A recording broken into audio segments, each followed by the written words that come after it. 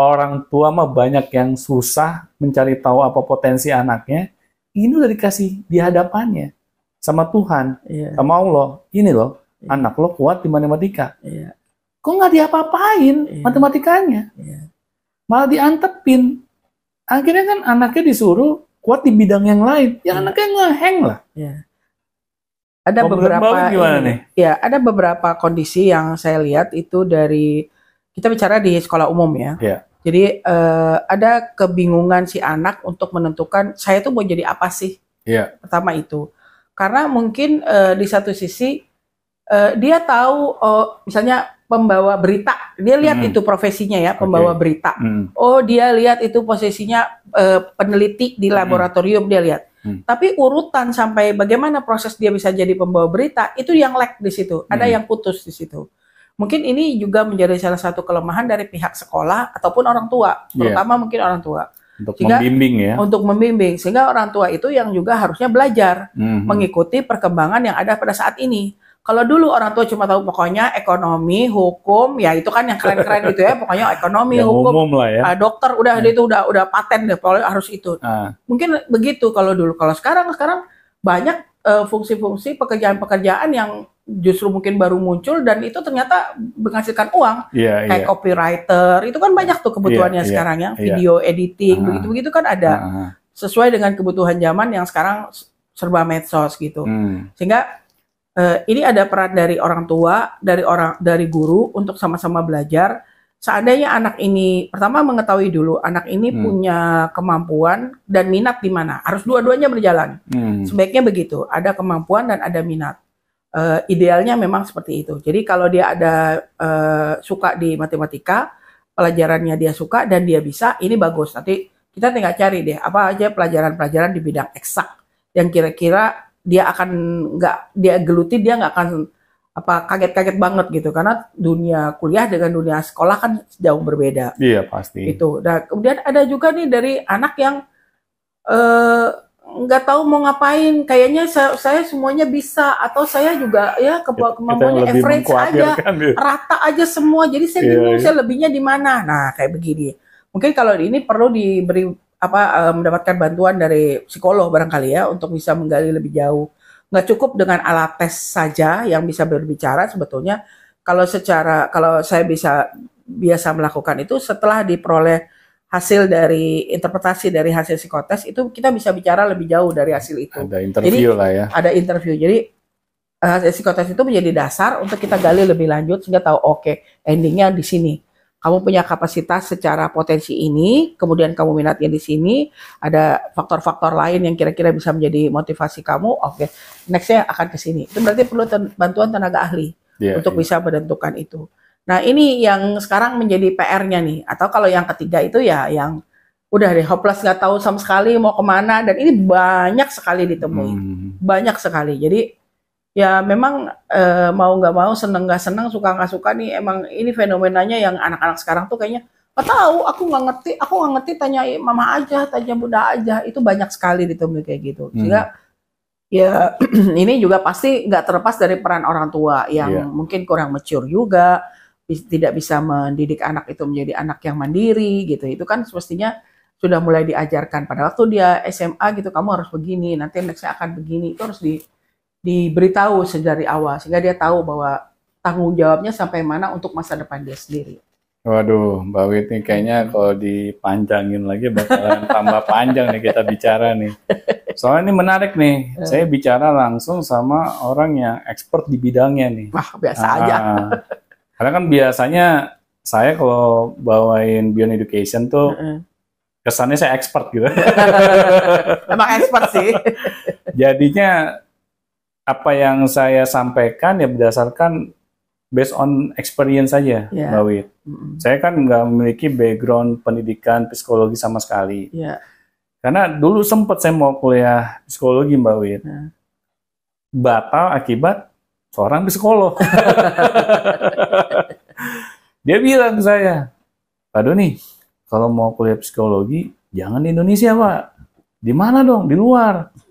Di luar negeri maksudnya iya. Kalau di Indonesia ini kebanyakan teori, Pak. Ntar Bapak ngantuk. Nah akhirnya ya udah. Saya kan nggak suka ngantuk kan Mbak Wit di kelas kan. Saya lebih suka ngantuk di tempat tidur. Nah, makanya pas saya tahu kayak begitu, saya nggak jadi Mbak Wit. Nah, apalagi sekarang kan zamannya online nih. Ya. Kuliah itu bisa jarak jauh. Cuman saya nggak kepikiran nih kalau kuliah psikologi jarak jauh efektif nggak ya? Ini masih dalam dilema bagi saya sih, Mbak Wit. Kalau yang sepengetahuan saya sekarang ya, S1, ini kita bicaranya Indonesia ya, nggak bicara luar, saya kurang begitu paham. Kalau Indonesia itu sekarang S1 itu baru teori doang. Nah, itu. Teori doang. Jadi mereka lulus itu tahu teori, tahu bagaimana, tapi baru S teori.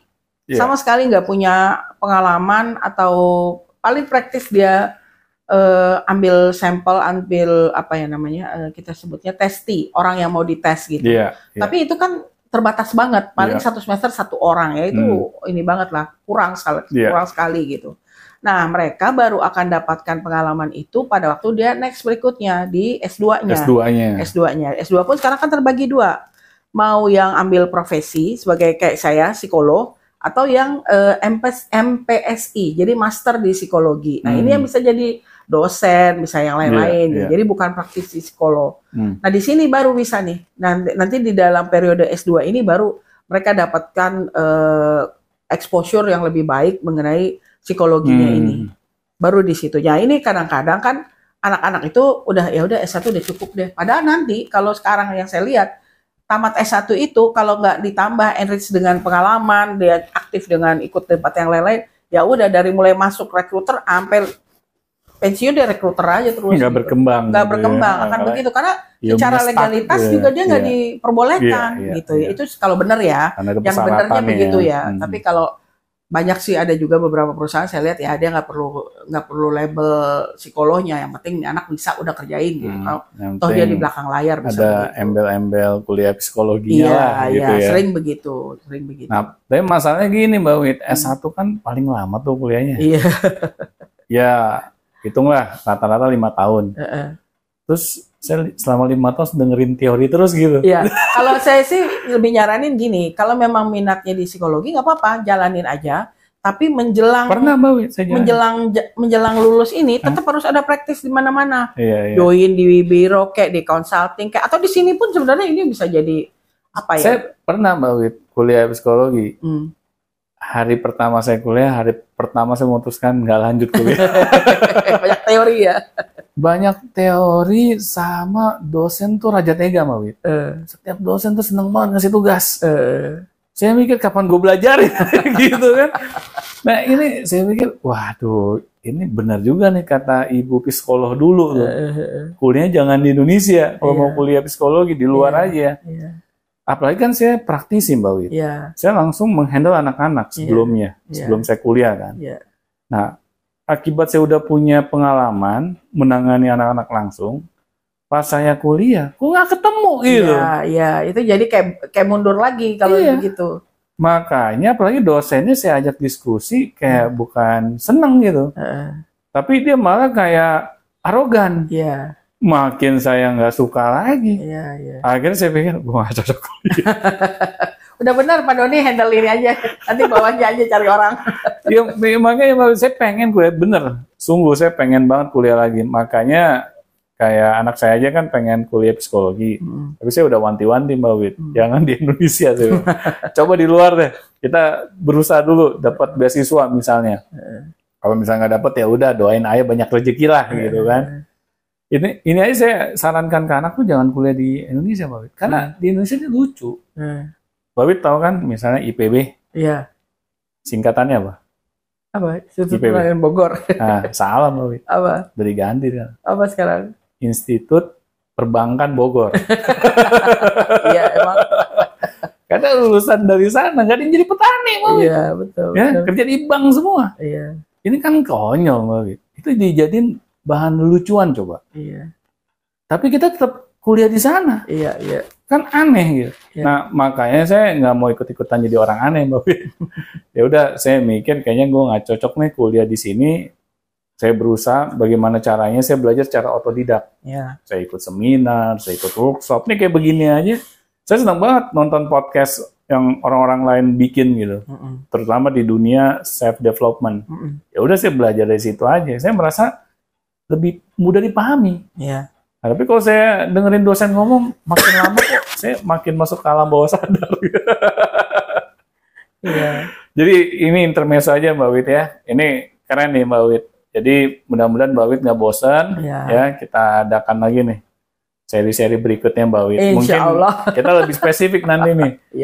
Boleh Mbak Wit yang milih temanya apa, atau misalnya Mbak Wit belum kepikiran temanya, nanti saya mikirin temanya apa. Kalau kita collab, ya kita ngomong hal-hal yang simpel-simpel aja Mbak Wit. Karena semakin rumit, semakin gak ada yang mau dengar.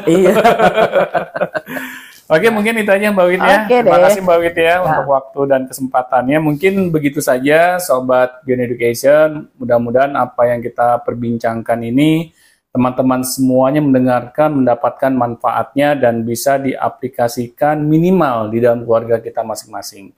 Mungkin itu saja yang bisa kita perbincangkan. Assalamualaikum warahmatullahi wabarakatuh.